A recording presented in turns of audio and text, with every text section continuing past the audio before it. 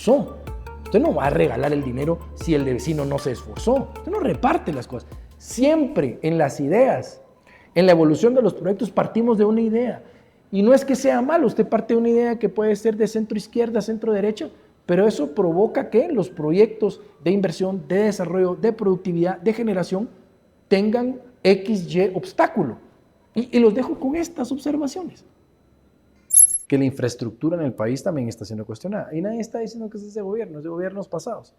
Pero bueno, el que está tiene que responder. Es así, pues. O sea, sí. Y el gobierno que pase ahorita y que venga siguiente, también se les va a exigir que respondan sobre las acciones que plantearon.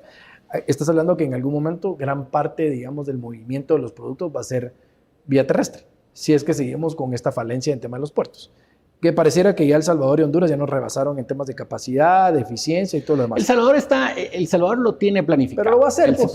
Por eso ellos ya tienen un plan y ya lo van a ejecutar. Nosotros no lo tenemos. Honduras ya lo está ejecutando. ¿Qué piensas de la infraestructura y cómo atar la infraestructura al tema de los puertos que mucha gente no logra, digamos, encadenarlos? Sí te habla, es que la infraestructura, pero y cuando hablas de los puertos se queda como perdido. Y yo sí creo que son dos cosas que van de la mano, ¿verdad? Bueno, mira, indudablemente la carretera, por ejemplo, la carretera de Puerto Quetzal a la capital es la vena que hace que Quetzal funcione. Que la vena ahorita está tapada. Aunque Quetzal fuera un puerto perfecto, ¿sí?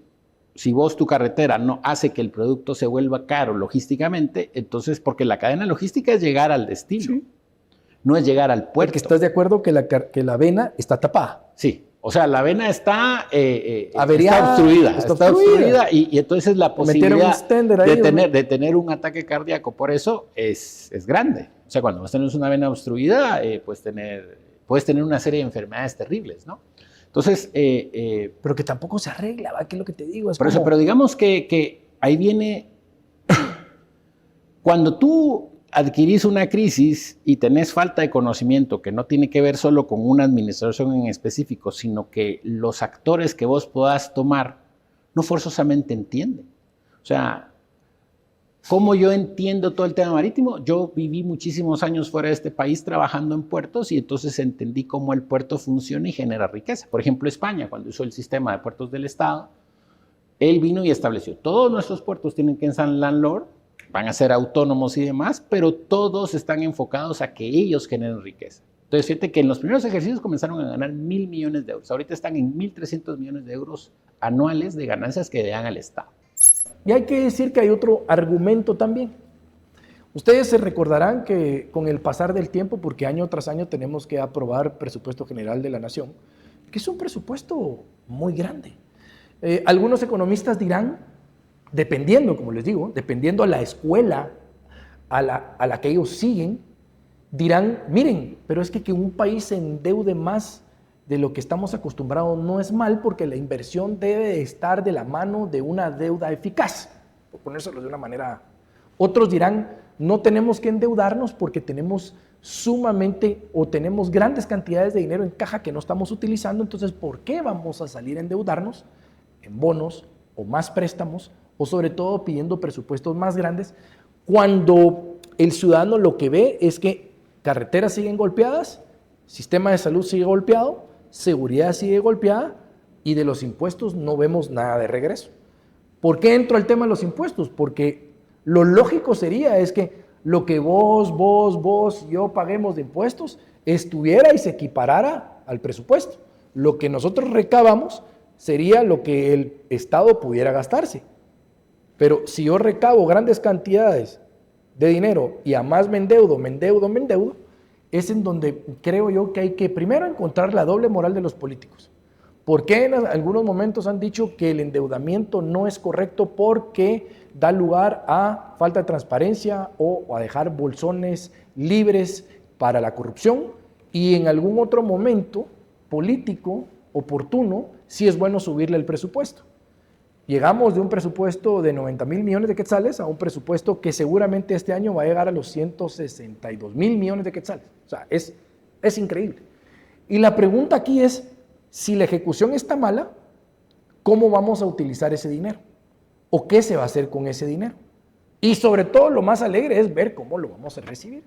Y ahí hay un tema macroeconómico, ¿ya? O Sé que puedo mezclar los temas, pero lo que quiero llevarlos es a la plática que tuve con el presidente del Banco de Guatemala, donde decía que este país es bendecido porque tenemos una macroeconomía que está protegida por varias cosas, principalmente por un par de artículos en la Constitución en donde hay candados para que el político no le pueda meter mano y que el Banco de Guatemala no se ponga a imprimir, porque de ese nivel pues haríamos un desastre de la economía guatemalteca y permitiríamos que entes públicos políticos puedan empezar a imprimir dinero, y ahí sí que el tema de la moneda pudiera tener, porque la moneda guatemalteca es fuerte, pero hay políticos que lo han dicho abiertamente, que deberíamos de ser un país de quitarle ese candado para perder la macroeconomía que tenemos, que es tan estable, que es tan buena. Y él también mencionaba que el peligro es que la política pueda verse inmersa en una institución tan importante del Banco de Guatemala cuando quieran cambiar posiciones a dedo y que no se cumpla, digamos, con la institucionalidad y el proceso de elección de los mismos. Pero sobre todo terminar con que, pregunto, porque esto no soy experto, pero el tema es, ¿el exceso de deuda nos puede llevar a que la calificación que nos dan países internacionales se reduzca? Porque lo que hemos logrado en los últimos años es que se nos vea como un país que ha ido creciendo. Aunque no tenemos mucha inversión extranjera, pero sí hemos ido creciendo. La pregunta es si el día de mañana pudieran bajarnos esa calificación. Yo diría que los presupuestos que se aprueban cada año, ¿verdad? Solo voy a aclarar ahí brevemente que cuando no se aprueba un presupuesto en el Congreso, la ley lo que dice es que funciona el presupuesto del año anterior, pero asumamos que se aprueban los presupuestos.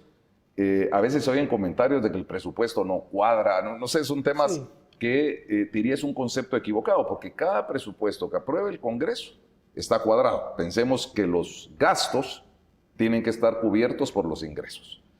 En grandes rubros, ¿cómo se cubren los gastos del Estado? A través de la recaudación y a través de deuda. Pensemos, son los dos grandes rubros que nosotros tenemos. O sea, todos los presupuestos que se aprueban, repito, son suma cero, si lo vemos en que los ingresos tienen que ser igual a los gastos.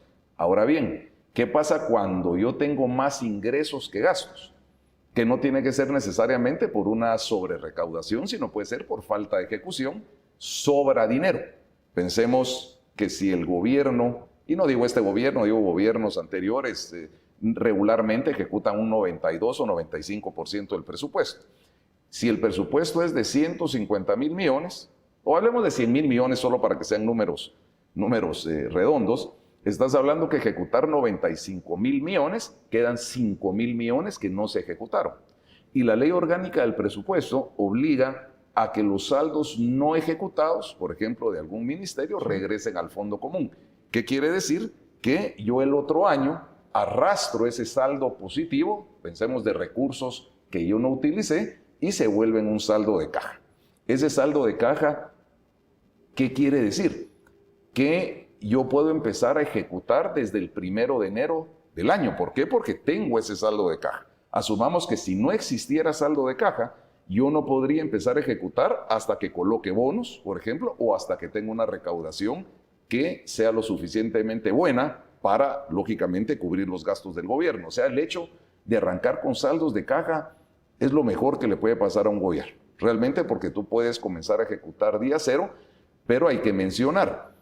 Uno dice, si volvemos al tema de que ingresos deben ser igual a los egresos, aquí me sobraron 5,000 millones.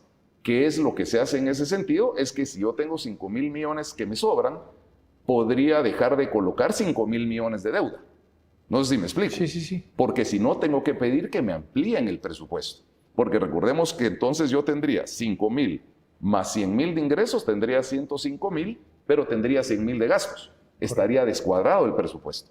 Entonces, no sé, es un poco complejo, no sé si lo logré explicar bien, pero el tema tal vez en grandes rasgos es el presupuesto tiene que estar cuadrado, ingresos igual a egresos, y lo que sobra de un año lo tengo que llevar a un saldo de caja, pero para poder usar ese saldo de caja tendría que ampliar el techo presupuestario, lo cual solo lo puede hacer el Congreso, o bien sustituir una fuente de financiamiento y decir, bueno, no voy a colocar este préstamo, no voy a colocar estos bonos, pero voy a usar estos 5,000 millones para sustituir esa fuente de financiamiento que pudieran ser préstamos con el saldo de caja que vengo arrastrando el año anterior. El papel del sector privado, hay que decirlo, es un papel raro, extraño. Si bien tengo que aceptar que es lo que ha sacado adelante este país, porque por más que tenemos problemas, que tenemos conflictos, que nos encontramos con políticos que hacen desastres en el país, el sector privado está lleno de guatemaltecos que les gusta trabajar, se esfuerzan, tienen disciplina, llevan alimentos a su casa, producen. O sea, este país sí realmente es bendecido porque el sector privado, incluso bajo ataques, saca adelante el país. Recuérdense de seguirme en todas las redes sociales del podcast El Confesionario con Veneno. Además, las personales, me podrán ver clips, hay cortos y obviamente la entrevista principal en donde usted se va a volver más inteligente. Eso no hay duda.